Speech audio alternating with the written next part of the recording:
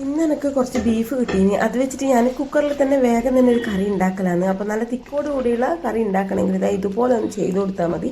അപ്പോൾ നല്ല നെയ്ച്ചോറിനും നെയ്പ്പത്തിനൊക്കെ നല്ലൊരു കോമ്പിനേഷനാണ്. അധികം വെള്ളമൊന്നും ഇല്ലാത്ത ഒരു കറിയാണ് കേട്ടോ ഉണ്ടാക്കുന്നത്. അതിനായിട്ട് ബീഫ് ഞാൻ നല്ലോണം കഴുകിയിട്ട് ചെറുങ്ങനെ മുറിച്ചിട്ട് അതിൽ മല്ലിയും മുളകും ഒന്ന് വറുത്തിട്ട് ഒന്ന് പരക്കി വെച്ചിട്ടുണ്ട്. ഇനി അതിലേക്ക് നമുക്ക് ചെറിയ ഉള്ളി, പച്ചമുളക്, ഇഞ്ചി വെളുത്തുള്ളി ചതച്ചത്, തക്കാളി, കറിവേപ്പില, ആവശ്യത്തിനുള്ള ഉപ്പും കൂടിയിട്ട് ഇതുപോലെ നല്ലോണം മിക്സാക്കി കൊടുക്കണം. അപ്പോൾ ഒട്ടും വെള്ളം ഇല്ലാണ്ട് നമുക്കൊരു കുക്കറിലേക്ക് ഇതിട്ട് കൊടുക്കാം. അപ്പോൾ ഞാൻ വെള്ളമൊന്നും ചേർക്കുന്നില്ല. തക്കാളീൻ്റെയും ഉള്ളീൻ്റെ ഒക്കെ വെള്ളം വരും. ഇനി ഇതിലേക്ക് ഞാൻ ഒരു 1/2 ടീസ്പൂൺ വരെ വെളിച്ചെണ്ണ ചേർത്ത് കൊടുക്കുന്നുണ്ട്. അതും കൂടി ചേർത്തിട്ട് ഞാൻ ഒന്ന് വേവിച്ചെടുക്കലാണ്.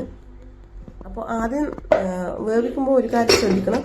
ആദ്യം നമ്മൾ ഹൈ ഫ്ലെയിമിലിട്ടിട്ട് ഒരു വിസിൽ വന്നതിന് ശേഷം ഇത് ലോ ഫ്ലെയിമിലാണ് ഞാനിത് കുക്ക് ചെയ്തെടുക്കുന്നത്. ഒരു 15 മിനിറ്റ് വരെ ഞാനത് കുക്ക് ചെയ്യുന്നുണ്ട്. അപ്പോൾ നിങ്ങൾക്ക് അത്ര ടൈം എടുക്കാൻ പറ്റൂല, വിസിൽ അടുപ്പിക്കണമെന്നുണ്ടെങ്കിൽ ഒരു 6 വിസിൽ വരെ ഒന്ന് അടുപ്പിച്ചെടുക്കുക.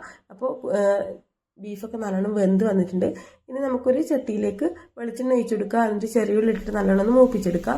പിന്നെ നമുക്ക് കാശ്മീരി മുളക് പൊടി, മീറ്റ് മസാല, കുരുമുളക് പൊടി, കുറച്ച് മഞ്ഞൾപ്പൊടി എന്നിവ ഇട്ടിട്ട് ഇതുപോലെ നല്ലോണം ഒന്ന് റോസ്റ്റ് ചെയ്തെടുക്കാം. എന്നിട്ട് അതിലേക്ക് നമ്മുടെ വേവിച്ച് ബീഫും കൂടി ചേർത്തിട്ട് നല്ലോണം മിക്സ് ആയി കൊടുക്കാം. അപ്പോൾ ഞാൻ ഒട്ടും വെള്ളം ചേർക്കാത്ത ഒരു വെള്ളം ചേർത്തിട്ടില്ല. ആ ഇറച്ചിയിൽ നിന്നും പിന്നെ ഉള്ളിയിൽ നിന്നൊക്കെ വന്ന വെള്ളമാണ് കേട്ടോ. വെള്ളം ചേർക്കാണ്ട് ഉണ്ടാക്കുന്ന നല്ല ടേസ്റ്റാണ്. അപ്പോൾ നല്ലോണം തിളച്ച് വന്നിട്ടാകുമ്പോൾ നമുക്കതിലേക്ക് കുറച്ച് മല്ലിയിലയും കറിവേപ്പിലയും ഒക്കെ ഇട്ട് കൊടുക്കാം. അപ്പോൾ ചിലവർക്ക് ബീഫ് കറിയിൽ മല്ലിയില ഇഷ്ടപ്പെടില്ല. അപ്പോൾ അങ്ങനെയുള്ളവർ മല്ലിയില ഇടണമെന്നില്ല. അപ്പോൾ കുറച്ച് ഉപ്പ് കുറവുണ്ടായിരുന്നു. പിന്നെ ഉപ്പും കൂടി ഇട്ട് കൊടുത്ത് പിന്നെ കുറച്ച് ഗരം മസാലയും കൂടി ഇട്ട് കൊടുത്തിട്ട് നല്ലോണം മിക്സായി കൊടുത്താൽ നമ്മുടെ കറി റെഡി ആയിട്ടുണ്ട്. ഈ ടൈമിൽ ഇതിലേക്ക് നമുക്ക് ചെറുനാരങ്ങ ചേർത്ത് കൊടുത്താൽ നല്ലൊരു ടേസ്റ്റാണ്. പക്ഷേങ്കിൽ എനിക്ക് ചെറുനാരങ്ങ പറ്റില്ല. അതുകൊണ്ട് ഞാൻ കഴിക്കാൻ നേരത്ത് വേണ്ടുന്നവർക്ക് ഇങ്ങനെ ചെറുനാരങ്ങ ചേർത്ത് കൊടുക്കും. അപ്പോൾ പ്രശ്നമില്ലല്ലോ. അപ്പോൾ നെയ്പ്പത്തിലും കൂടിയാണ് ഞാൻ ഇന്ന് ആക്കിയിട്ടുള്ളത്. നല്ലൊരു കോമ്പിനേഷനാണ് നെയ്പ്പത്തിൽ ഈ ഒരു കറി.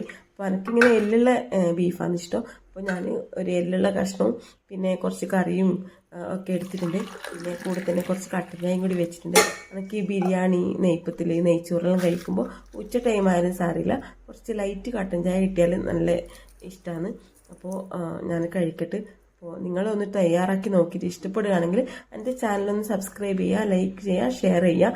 അപ്പോൾ നിങ്ങളൊന്ന് ഉണ്ടാക്കി നോക്കിയിട്ട് കമൻറ്റ് കൂടി ഒന്ന് അറിയിക്കണേ.